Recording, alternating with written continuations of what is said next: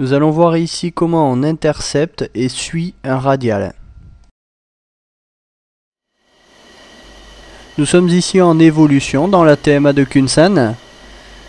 Je vais choisir un radial sur lequel on va décider de s'aligner pour entraînement.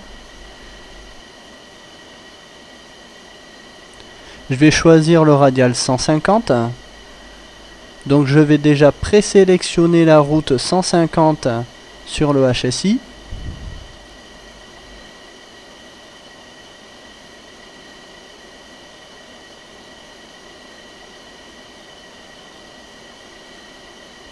On peut voir avec le petit poignard que la balise TACAN est dans nos 1 heure, dans le 120 degrés de notre position. Le CDI est situé devant notre avion, cela signifie que l'on doit se diriger vers l'avant. Donc je vais me diriger directement vers le radial en prenant la trajectoire la plus directe, c'est-à-dire en allant chercher à 90 degrés du radial souhaité. Donc je me mets perpendiculaire à la route que j'ai choisie, donc perpendiculaire au 150. On va maintenant attendre que le CDI commence à bouger pour ensuite nous aligner sur le radial.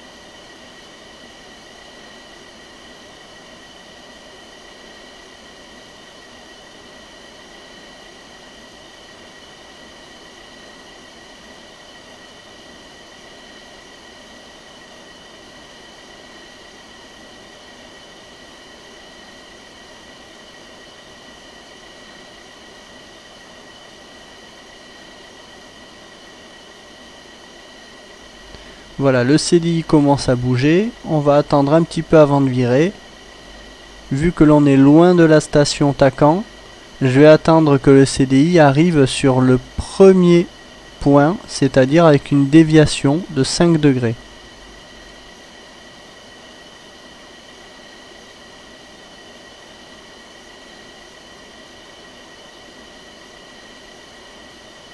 Voilà, je vais maintenant débuter mon virage à droite. Pour aligner le CDI avec le gros poignard, de façon à m'aligner sur le radial.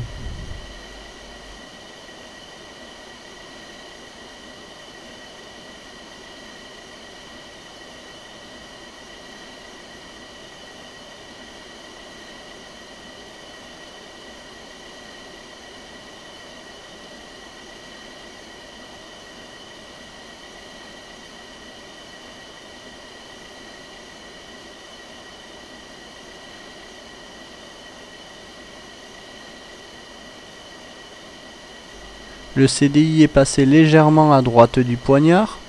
C'est pas grave. On va continuer à virer. Et on ira prendre un cap plutôt 160. Pour aller rechercher le CDI et le recentrer sur le poignard.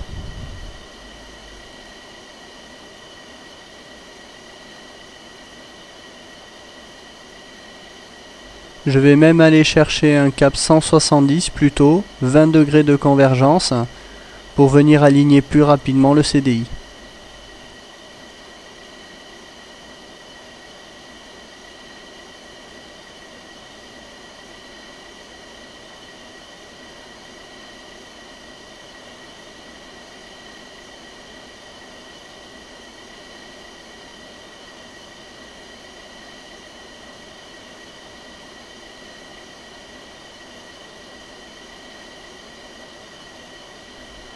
Le CDI commence à se centrer.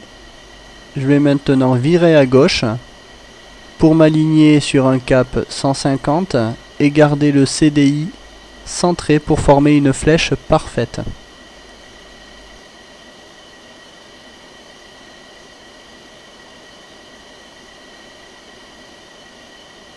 Nous voilà alignés sur le radial 150. Tant que l'on garde le CDI aligné avec la flèche, cela signifie que l'on est sur le radial 150. On va donc garder le CDI centré pour suivre notre radial.